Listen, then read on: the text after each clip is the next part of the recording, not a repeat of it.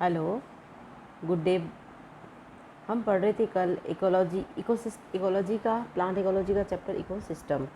अब हम पढ़ेंगे उसके अंदर हमने देखे थे functions of ecosystem. Function of ecosystem के अंदर हमने कई चीज़ें पढ़ी थी। उसके बाद में अब हम नेक्स्ट जो पढ़ेंगे वो इकोलॉजिकल पिरामिड्स है। होपफुली जो मैंने रिक्वेस्ट की थी आप उसको पूरी कर रहे होंगे कि साथ का साथ रिवीजन कर रहे होंगे।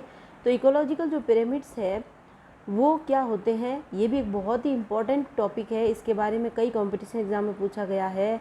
इवन आरएस के जो पहले प्री के एग्ज़ाम्स होते थे उसमें भी पूछे गए हैं क्वेश्चंस। जो दूसरे एग्ज़ाम्स होते हैं एसआई के कंपटीशन एग्ज़ाम्स, उसमें भी पूछा गया है। तो ये एक जो जनरल नॉलेज के क्वेश्चंस में जो साइंस के क्वेश्चन पुट अप होते हैं उसमें भी इकोलॉजिकल पिरामिड्स को बहुत ज़्यादा इंपॉर्टेंस दी जाती है। तो इसको आप ध्यान से समझे टॉपिक को, ये इकोसिस्टम का एक इम्पॉर्टेंट टॉपिक है। इकोलॉजिकल पिरामिड्स क्या होता है? पिरामिड्स आप नाम से समझ गए होंगे कि किस तरह से त्रिभुजाकार आकृति का जो ग्राफिकल प्रेजेंटेशन होता है उसको हम कहते हैं पिरामिड्स। ये चार्ल्स अल्टन नाम के एक साइंटिस्ट ने दिए थे, जिस इसीलिए हम कभी कभी इकोलॉजिकल पिरामिड्स को एल्टोनियन पिरामिड्स भी कहते हैं। तो जब पारिस्थितिकी तंत्र में हम जानते हैं कि विभिन्न जैविक घटक है, जिसमें उत्पादक, उसके बाद में उपभोक्ता, प्राथमिक उपभोक्ता, द्वितीयक उपभोक्ता, तृतीयक उपभोक्ता, सर्वोच्च उपभोक्ता। तो पारिस्थितिकी तंत्र के जितने भी विभिन्न जैविक घटक है, इनके ये पोषण स्तर है, इनका आपसी जो संबंध है, चाहे वो ऊर्जा का प्रवाह हो, चाहे उनका जीव भार हो, चाहे उनकी संख्या है, तो इन सब का जो संबंध है उसको जब हम त्रिभुजाकार आकृतियों के द्वारा प्रदर्शित करते हैं तो उसको हम कहते हैं पारिस्थितिकी पिरामिड। इनमें जैव भार, जीवों की संख्या, एनर्जी, इन सब को लिया जाता है और इनका जो आपसी संबंध है उसको ग्राफिकल प्रेजेंटेशन के द्वारा शो किया जाता है। और जब ग्राफिकल प्रेजेंटेशन होता है तो वो त्रिभुजाकार आकृति बनती है और इसे हम कहते हैं इकोलॉजिकल पिरामिड्स। अब पिरामिड्स जो होते हैं वो अलग अलग टाइप्स के होते हैं। तो क्या कौन कौन से टाइप्स होते हैं काइंड्स ऑफ पिरामिड्स में? सबसे पहला आता है pyramids of number. Pyramids of number नाम से ही पता चल रहा है कि जितने भी पोषक स्तर है उसमें हम जब जीवों की संख्या को पढ़ते हैं, जीवों की संख्या के आपस में उनका संबंध लेते हैं और ग्राफिकल प्रेजेंटेशन के रूप में शो करते हैं, तो ऐसा जो पिरामिड होता है वो नंबर पिरामिड कहलाता है। अब नंबर पिरामिड जो है वो वन इकोसिस्टम या घास स्थल इकोसिस्टम या जो तालाब इकोसिस्टम होता है उसमें सीधा होता है। सदैव सीधा का क्या मतलब है? सीधा का मतलब एकदम त्रिभुजाकार आकृति, जो सीधा त्रिभुज होता है उसकी तरफ। लेकिन ये वृक्ष की संख्या में पिरामिड जो होता है वो उल्टा बन जाता है। अब ये क्या चक्कर है कि कभी सीधा और कभी उल्टा? तो इसका सीधा सा संबंध है कि जैसे हम जानते हैं कि जो भी पिरामिड्स होते हैं उसमें सबसे पहले हम नीचे उत्पादक को लेते हैं, उसके बाद में अभी मैं आपको एक डायग्राम से शो करूँगी। ये देखिए, ये जीवों की संख्या का जो डायग्राम है, तो इसमें सबसे नीचे उत्पादक होते हैं, उसके बाद में प्राथमिक उपभोक्ता होता है, उसके बाद में द्वितीयक उपभोक्ता, देन तृतीयक उपभोक्ता। तो अभी जब हम जीवों की संख्या का देख रहे हैं तो धीरे धीरे ऊपर की ओर जाते हैं तो घटती है, इसलिए हमें सीधा त्रिभुज प्राप्त होता है। जैसे हम घास स्थल पारिस्थितिकी तंत्र को देखते हैं तो इसमें कई सारी घास है उत्पादक के रूप में, उसके ऊपर जो खरगोश है वो डिपेंड्स कर रहे हैं। खरगोश के ऊपर जैसे फॉक्स है वो सेकेंडरी कंज्यूमर होगी, carnivorous, small carnivorous, and then lion या टाइगर जो टर्सरी कंज्यूमर्स हो गए या सर्वोच्च जो कंज्यूमर्स हो गए वो हो गया। तो इस तरह से हमको एक सीधा पिरामिड मिला। फिर हम घास स्थल का पिरामिड देखेंगे तो इस फसल का जो क्रॉप्स का देखेंगे तो इसमें भी सेम इस तरह से घास है, उस पर टिड्डे डिपेंड है, टिड्डों पे मेंढक है और मेंढक के ऊपर जो सेकेंडरी कंज्यूमर्स जो है वो सांप है और सांप के ऊपर ईगल है। अब वन पारिस्थितिकी तंत्र को देखते हैं कि क्यों वो उल्टा होता है। अब यहाँ पे देखिए, हम सब जानते हैं कि एक वृक्ष होता है, लेकिन जो वृक्ष क्यों कहते हैं कि हम मोर से मतलब मोर प्लांटिंग करें, बहुत ज़्यादा पौधों को आप उत्पादन करें, क्यों? क्योंकि जो पौधा होता है वो कई सारे जीवों का एक आश्रय होता है। एक वृक्ष जो होता है वो कई हजार संख्या में, चाहे वो छोटे से ऑर्थोपोड्स है या फिर कोई बर्ड्स है या कोई और भी है, उस पर कई सारी जो जीव होते हैं वो डिपेंड होते हैं। तो यहाँ पे हम बात करें जीवों की संख्या का, तो वृक्ष तो है एक, उस पर कई सारी चिड़िया जो है वो डिपेंड है। तो सेकेंडरी कंज्यूमर जब ये डीके हो जाएगी या इनकी डेथ हो जाएगी तो इस पर जो ये सूक्ष्म जीव है, जो माइक्रो ऑर्गेनिज्म है या जो उस वृक्ष पे रह रही है, जो इनके ऊपर पैरासाइट के रूप में, तो ये सारी डिपेंड्स है। तो इसलिए हमको जीवों की संख्या का जो वृक्ष पारिस्थितिकी तंत्र का जो पिरामिड है वो हमें उल्टा मिलता है। अब उसके बाद में हम बात करते हैं pyramid of biomass. Pyramid of biomass जो है वो पारिस्थितिकी तंत्र के विभिन्न पोषक स्तरों पर उपस्थित जीवों के जितने भी संबंध है उसको बायोमास यानी कि कार्बनिक पदार्थों की मात्रा में, पिछले जो वीडियो था उसमें मैंने आपको बायोमास, पिछले वीडियो में मैंने आपको एक अच्छा क्वेश्चन पूछा था, डीडीटी क्या होता है? तो डाइफिनाइल डाइमेथिल ट्राइक्लोराइड, जो एक इसका बहुत पहले जब हरित क्रांति चली थी तो इसका कीटनाशक के रूप में उपयोग किया गया था।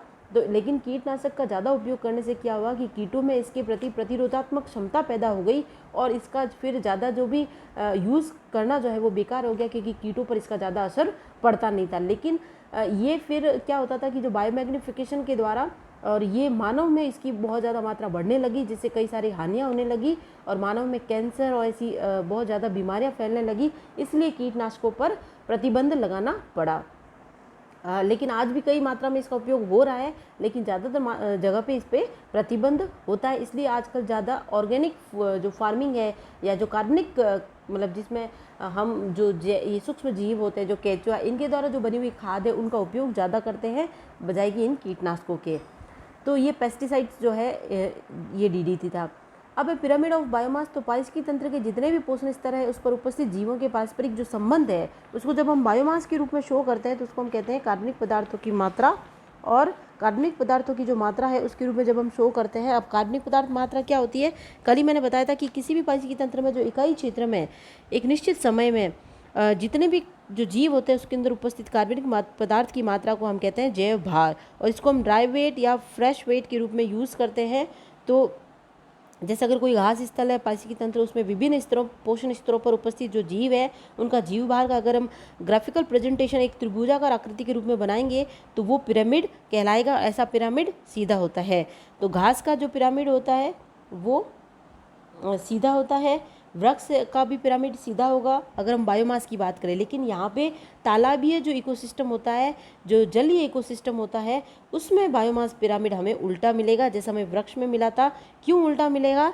क्योंकि जो तालाब है उसमें जो प्रोड्यूसर्स है, जो उनकी जो जैवभार है बहुत कम मात्रा में होती है, और जैसे जैसे हम ऊपर बढ़ते हैं, जैसे उन छोटे छोटे जो सूक्ष्म जीव या फाइटोप्लैंक्टन जो एल्गी है उसके ऊपर जो छोटी छोटी मछलियाँ हैं और दूसरे जीव डिपेंड होंगे, तो उनका बायोमास थोड़ा ज़्यादा होगा, थोड़ा कम होगा।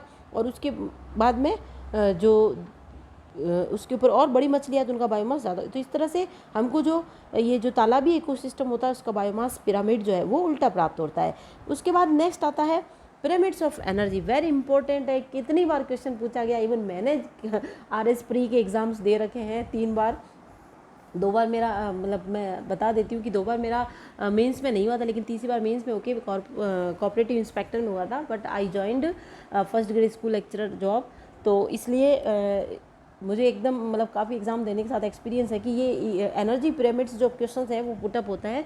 तो एनर्जी पिरामिड से क्यों क्वेश्चन पुटअप होता है? क्योंकि बाकियों में कभी पिरामिड सीधे हैं, कुछ में पिरामिड उल्टे हैं, लेकिन एनर्जी पिरामिड वो हमेशा ऑलवेज स्ट्रेट होते हैं। क्योंकि हम सब जानते हैं कि इकोसिस्टम में, किसी भी पारिस्थितिकी तंत्र में ऊर्जा का प्रवाह एक स्तर से दूसरे स्तर में होता है तो उससे वो पुनः वापस नहीं आ सकता। क्योंकि ऊर्जा का प्रवाह जो है वो जितना, जैसे उत्पादक है उन्होंने सूर्य से ऊर्जा को प्रकाशीय ऊर्जा को रासायनिक ऊर्जा में बदला, तो 100% में से 90% तो उनके खुद के मेंटेनेंस पे खर्च हो गई और 10% वो आगे जाता है। तो इसीलिए हम एनर्जी फ्लो लॉ को 10% एनर्जी फ्लो लॉ के नाम से भी जानते हैं कि जितना भी पारिस्थितिकी तंत्र है उसमें 10% ही आगे प्रवाहित होता है। तो इसलिए एनर्जी जो है, ऊर्जा जो है वो हमेशा एक स्तर से दूसरे स्तर में आगे की ओर मतलब प्रवाहित होती है। तो खाद्य श्रृंखला में जितने भी उत्पादक है उसे उपभोक्ताओं के पोषण स्तरों की और जो ग्रहण की गई ऊर्जा है उसकी मात्रा आगे से आगे कम होती जाती है। और पारिस्थितिकी तंत्र इकाई में विभिन्न समय से विशेष में जितने भी पोषण स्तर होते हैं उनके द्वारा की गई उपयोग ऊर्जा की मात्रा का जब भी हम रेखा चित्र या ग्राफिकल प्रेजेंटेशन बनाएंगे तो हमें हमेशा सीधा पिरामिड प्राप्त होगा, चाहे वो घास इकोसिस्टम हो, चाहे वो वृक्ष इकोसिस्टम हो, चाहे तालाबीय इकोसिस्टम हो। अब एनर्जी फ्लो जो है वो किस तरह से होता है, तो उसका एक मैंने आपको इसमें मैपिंग बताई है। एनर्जी फ्लो जैसे हम सब जानते हैं कि जितना भी इकोसिस्टम है उसका एनर्जी का सोर्स है सन, सूर्य। सूरज की ऊर्जा से ही पूरी पारिस्थितिकी तंत्र या पूरी प्रकृति संचालित होती है। तो जो प्रकाशीय ऊर्जा है वो सूरज से होती हुई और उसके बाद में प्रोड्यूसर यानी कि उत्पादक जो हरे पादप है उनके पास जाएगी, और हरे पादप जो इस रासायनिक ऊर्जा को रासायनिक ऊर्जा में कन्वर्ट करेंगे, इसलिए इनको कन्वर्टर भी कहते हैं। उसके बाद जो कंज्यूमर है वो इन उत्पादकों को लेंगे तो उनके अंदर ऊर्जा जाएगी, और उत्पादक जब उपभोक्ता जब डीके हो जाएंगे या उनकी डेथ हो जाएगी तो डीकम्पोजर जो है उन तक चली जाएगी, क्योंकि डीकम्पोजर उनका डीके करते हैं। तो कई बार प्रोड्यूसर पर भी का भी जब डेथ हो जाती है तो उनको भी डीकम्पोज करने का काम ये सूक्ष्मजीव ही करते हैं। तो इस तरह से प्रोड्यूसर से भी सीधी ऊर्जा आ सकती है या कंज्यूमर से भी आ सकती है, और ये जो ऊर्जा होती है डीकम्पोजर से होते हुए एनवायरनमेंट में हीट के रूप में, ऊष्मा के रूप में वितरित हो जाती है। तो इस तरह से एनर्जी का फ्लो चलता है। उसके बाद में ऊर्जा के जो नियम है वो भी हम इसके अंदर पढ़ते हैं। दो ऊर्जा के जो मेन नियम है, फर्स्ट लॉ ऑफ थर्मोडायनेमिक्स आप सब जानते हैं, हम कब से पढ़ते आ रहे हैं, इवन 6th स्टैंडर्ड से, कि ऊर्जा का ना तो निर्माण किया जा सकता है ना ही इसे नष्ट किया जा सकता है। यानी कि ऊर्जा ना पैदा हो सकती है ना ही इसका नष्ट किया जा सकता है, बस इसका रूपांतरण एक रूप से दूसरे रूप में होता रहता है। तो ये फर्स्ट लॉ ऑफ थर्मोडायनेमिक्स है। सेकेंड लॉ ऑफ थर्मोडायनेमिक्स जो है वो एंट्रोपी लॉ है, कि जब भी ऊर्जा को एक रूप से दूसरे रूप में रूपांतरित किया जाता है तो ऊर्जा का लेस जो है या फिर ऊर्जा की जो हानि है वो एनवायरनमेंट में ऊष्मा के रूप में होती है और विकृत हो जाती है। इसे हम एंट्रोपी लॉ कहते हैं। इसके बाद में आ जाता, अब ऊर्जा के जो आप बुक्स में देखेंगे तो बिल्कुल सिंपल ही है, जो एनर्जी लॉ है उसके बाद में एनर्जी के जो फॉर्मूले है वो भी दे रखे हैं। ये अलग अलग जो साइंटिस्ट थे, लिंडेमान का जो है वो ज़्यादा है, वाई शेप वाला ऊर्जा का फ्लो है। तो सब में एक ही बात है कि प्रोड्यूसर से ऊर्जा होती हुई किस तरह से हीटरोट्रॉफ या जो भी उपभोक्ता है उन तक कैसे पहुंचती है। और ज़्यादातर जो भी ऊर्जा होती है वो जितने भी जीव होते हैं उनके रेस्पिरेशन में, उनके एसिमिलेशन में और उनकी प्रोडक्शन में खर्च हो जाती है। उसके बाद में जो भी ऊर्जा बचती है वो उसका आगे प्रवाह नेक्स्ट लेवल पे, नेक्स्ट ट्रॉफिक लेवल में करते हैं। तो ऑडम का ऊर्जा का नियम है, यूनिडायरेक्शनल ऊर्जा का नियम है। तो ये सारे ऊर्जा के नियम आप बुक से अच्छे से पढ़ सकते हैं, बिल्कुल ईजी लैंग्वेज में मेन बातें जो है वो मैंने बता दी है। अब इसमें जो इंपॉर्टेंट टॉपिक आता है वो है प्रोडक्टिविटी, उत्पादकता। अब प्रोडक्टिविटी नाम से पता चल रहा है कि कुछ न कुछ ऊर्जा का उत्पादन। तो जब इकोसिस्टम में प्रति इकाई समय में, इकाई क्षेत्र में जीवों के द्वारा ऊर्जा का स्थिरीकरण किया जाता है, ऊर्जा को संग्रहित किया जाता है, अपने अंदर उसका फिक्सेशन होता है, तो उसको हम कहते हैं प्रोडक्टिविटी, ऊर्जा की उत्पादकता, प्रोडक्शन। ठीक है। अब प्रोडक्शन के भी अलग अलग टाइप्स होते हैं। अच्छा, ये जो प्रोडक्शन जो है पारिस्थितिकी तंत्र में निश्चित समय अवधि में जो भी कार्बनिक पदार्थ है उसकी मात्रा को भी हम प्रोडक्टिविटी कहते हैं, क्योंकि जो भी स्थिरीकरण होता है वो ऑर्गेनिक मटेरियल के रूप में ही होता है। और पारिस्थितिकी की वह शाखा जो जिसके अंदर हम पादपों या शाकाहारी या मांसाहारी जीवों के प्रोडक्शन प्रोसेस का अध्ययन करते हैं तो उसको हम प्रोडक्शन इकोलॉजी कह लेते हैं। इंटरनेशनल बायोलॉजिकल प्रोग्राम जो है उसमें वो मानव की खुशहाली के लिए स्टार्ट हुआ था, तो उसके अंदर भी हम उत्पादकता को जो है बहुत ज़्यादा इंपॉर्टेंस देते हैं। तो टाइप्स ऑफ प्रोडक्टिविटी में हम सबसे पहले पढ़ते हैं प्राइमरी प्रोडक्टिविटी। अब प्राइमरी प्रोडक्टिविटी क्या होता है कि जितने भी उत्पादक हैं वो प्रकाश संश्लेषण के द्वारा अपने अंदर सूरज की या सूर्य की विकिरण ऊर्जा या रासायनिक ऊर्जा का कार्बनिक पदार्थ के रूप में संग्रहण करते हैं, उसको हम कहते हैं प्राथमिक उत्पादकता। तो सबसे पहले पारिस्थितिकी तंत्र में जो सन एनर्जी है वो इनके द्वारा ही फिक्सेशन होती है उत्पादकों के द्वारा। तो वो जो ऊर्जा होगी या वो कार्बनिक पदार्थ की जो मात्रा होगी उसको हम कहते हैं प्राइमरी प्रोडक्टिविटी, यानी कि प्राथमिक उत्पादकता। नेक्स्ट, अब प्राइमरी प्रोडक्टिविटी भी दो टाइप की होती है। इसका क्या दो टाइप है, एक है ग्रॉस प्राइमरी प्रोडक्टिविटी, एक जिसको हम जीपीपी शॉर्ट फॉर्म में कहते हैं, और सेकंड है एनपीपी यानी कि नेट प्राइमरी प्रोडक्टिविटी। अब इसमें आप कंफ्यूजन मत होना, बिल्कुल इजीली आगे से आगे पढ़ते जाना तो आपको बहुत ही अच्छे से समझ में आएगा। और एक मेरी रिक्वेस्ट है कि आप हमेशा लिख के याद करें, जैसे आपने पढ़ लिया। कई बच्चे क्या करते हैं, बुक ली लेटे लेटे पढ़ते हैं, उनको लगता है कि हाँ मुझे याद हो गया, लेकिन उसके साथ जब आप अपने हाथ से कोई चीज़ लिखते हैं याद करके तो वो आपको काफ़ी टाइम तक, लंबे समय तक याद रहती है। ठीक है। तो जीपीपी क्या हो गया, ग्रॉस प्राइमरी प्रोडक्शन। इसका क्या मतलब हुआ कि जब मेजरमेंट पीरियड होता है तो उसमें प्रकाश संश्लेषण की जो कुल दर है जिसमें हम श्वसन में उपयोग आए हुए भी कार्बनिक पदार्थों की मात्रा को सम्मिलित करते हैं उसको हम कहते हैं ग्रॉस प्राइमरी प्रोडक्टिविटी। इसका मापन जो है वो क्लोरोफिल प्रति ग्राम शुष्क भार में किया जाता है। और सकल प्राथमिक उत्पादन को हम कई बार टोटल फोटोसिंथेसिस या टोटल एसिमिलेशन भी कहते हैं। एसिमिलेशन का हिंदी में क्या मतलब होता है, संश्लेषण।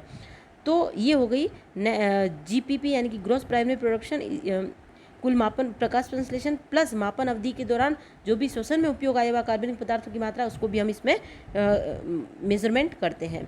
नेक्स्ट है एनपीपी, नेट प्राइमरी प्रोडक्टिविटी। जब सकल प्राथमिक उत्पादन है उसमें से अगर हम श्वसन की मात्रा को हटा दें या पादप शरीर जो है वो अपनी मेंटेनेंस या अनुरक्षण के लिए, रख रखाव के लिए कितनी ऊर्जा का व्यय कर रहा है, तो वो अगर हम हटा दें तो उसके बाद जो बची हुई मात्रा है उसको हम कहते हैं नेट। वैसे भी हमको पता है नेट का मतलब होता है शुद्ध, मतलब कितनी बची हुई है। कई बार हम कहते हैं ना नेट कितना, मतलब परसेंटेज बनेगा, नेट कितना वो मेजरमेंट हुआ, तो वो यहाँ पे नेट प्राइमरी प्रोडक्टिविटी यानी कि जो प्राथमिक उत्पादकता है उसमें से श्वसन में खर्च करने के बाद पादपों के द्वारा कितनी बच गई है।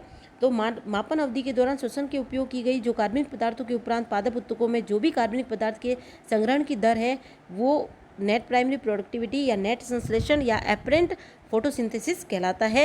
इसका सिंपल सा फॉर्मूला है NPP is equal to gross primary productivity minus श्वसन में व्यय कार्बनिक पदार्थ। यहाँ तक तो बिल्कुल सिंपल हो गया। अब आता है सेकेंडरी प्रोडक्टिविटी। भाई सेकेंडरी प्रोडक्टिविटी क्या होता है? अब जब उत्पादकों से, हम सब जानते हैं कि पारिस्थितिकी तंत्र में जो उत्पादक है उन पर उपभोक्ता निर्भर है। अब उपभोक्ता स्तर पर जो ऊर्जा संग्रहण की दर होगी, यानी कि उत्पादक से ऊर्जा को उपभोक्ताओं ने लिया, उपभोक्ता ने अपने रखरखाव के लिए कुछ ऊर्जा का व्यय किया, चाहे वो श्वसन में है चाहे और भी चीज़ों में है। उसके बाद जो बची हुई ऊर्जा है या प्रोडक्टिविटी है उसको हम कहते हैं सेकेंडरी प्रोडक्टिविटी। तो ओडम के अनुसार जो द्वितीयक उत्पादकता है उसको सकल या नेट उत्पादकता में वर्गीकृत नहीं किया जा सकता। उपभोक्ता जो भोजन ग्रहण करते हैं उसका एक बहुत बड़ा भाग जो है वो उत्सर्जित हो जाता है। संश्लेषण में ली गई समस्त ऊर्जा का उपयोग वृद्धि या विकास या जनन में नहीं हो पाता है, जबकि इसका एक बड़ा भाग जो है वो श्वसन में या अपने शरीर के तापक्रम को, आप सबको पता है मानव शरीर को अपना टेम्परेचर मेंटेनेंस में भी ऊर्जा व्यय होती है, और भोजन प्राप्ति जैसी क्रियाएं हैं उनकी खोज के लिए भी ऊर्जा का व्यय होता है। तो ये सारी जो ऊर्जा है उसका व्यय होने के बाद जो शेष भाग है जो उपभोक्ताओं में उत्तकों के रूप में संग्रहित रह जाती है उसको हम कहते हैं सेकेंडरी प्रोडक्टिविटी। उसके बाद आते हैं नेट कम्युनिटी प्रोडक्टिविटी। उसको हम एनपीपी कह रहे थे, नेट प्राइमरी प्रोडक्टिविटी। इसको हम कहते हैं एनसीपी, नेट कम्युनिटी प्रोडक्टिविटी। इसका मतलब कि पूरे समुदाय में अब कितनी नेट एनर्जी बच गई है, कितनी प्रोडक्शन बच गया है। तो प्रकृति में नेट उत्पादकता का एक वह भाग जो उपभोक्ताओं के उपयोग में लगातार जो काम आ रहा था उसके बाद में जो शेष बच जाता है, अर्थात किसी भी दिए गए समय में नेट उत्पादकता ज्ञात करना सरल नहीं होता है, क्योंकि ये पल पल बदलता रहता है। नेट उत्पादकता वह भाग जो समुदाय में शेष रह जाता है उसको ज्ञात करना थोड़ा मुश्किल होता है। एक समुदाय में संग्रहित जितने भी कार्बनिक पदार्थों की मात्रा है जिसको उपभोक्ता काम में नहीं लेते या वो शेष बच जाती है उस कम्युनिटी में, वो उसकी नेट कम्युनिटी प्रोडक्टिविटी कहलाती है। इसका सिंपल सा फॉर्मूला है net community productivity is equal to NPP यानी net primary productivity minus plant biomass used by heterotroph, यानी कि हीटरोट्रॉफ या उपभोक्ताओं के द्वारा प्लांट का बायोमास कितना यूज़ किया गया है। अब हम सिंपल इसको समझ लेते हैं। नीचे आइए, जीपीपी यानी कि gross primary productivity is equal to NPP यानी कि net primary productivity plus respiration. Then NPP is equal to GPP minus R, R का मतलब यहाँ रेस्पिरेशन से है, और NCP is equal to NPP minus R. तो अगर आप इसको सिंपल समझते जाएंगे, प्राथमिक उत्पादकता, द्वितीयक उत्पादकता एंड सकल समुदाय उत्पादकता या नेट समुदाय उत्पादकता, तो आपको इजीली समझ में आएगा।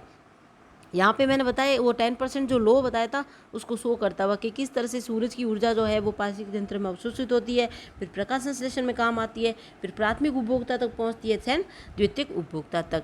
तो ये हो गया हमारा प्रोडक्टिविटी एंड पिरामिड्स जो इम्पोर्टेंट था। अब इसकी कुछ इकोसिस्टम में कुछ अलग डेफिनेशंस बहुत ज़्यादा पूछी जाती है, एक एक दो दो नंबर का क्वेश्चन, लेकिन ये एक एक दो दो नंबर के क्वेश्चन जब कंपटीशन एग्जाम में आते हैं तो कई बार हमारे मुश्किल से क्वेश्चंस भी इजी हो जाते हैं अगर हमें वो डेफिनेशन पता है। तो कल मैं उसी टॉपिक को लूँगी जो इम्पोर्टेंट टॉपिक्स है और उसके बारे में मैं बताऊंगी। और इस होपफुली आप इस वीडियो को एंजॉय कर रहे होंगे और अच्छे से पढ़ेंगे। अगर आप अच्छे से धीरे धीरे समझेंगे तो आपका साथ के साथ कोर्स होता रहेगा। Thank you so much.